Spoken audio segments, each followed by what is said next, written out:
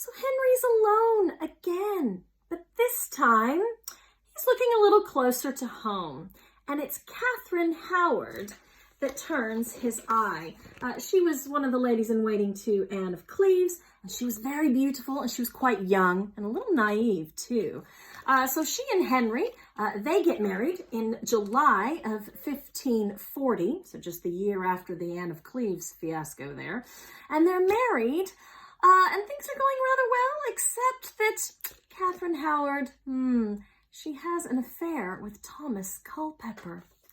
What do you think Henry would have done when he found out that his fifth wife, this young, attractive thing, has been involved with another man? Well, of course, he's going to send her to the Tower of London, and it is off with her head.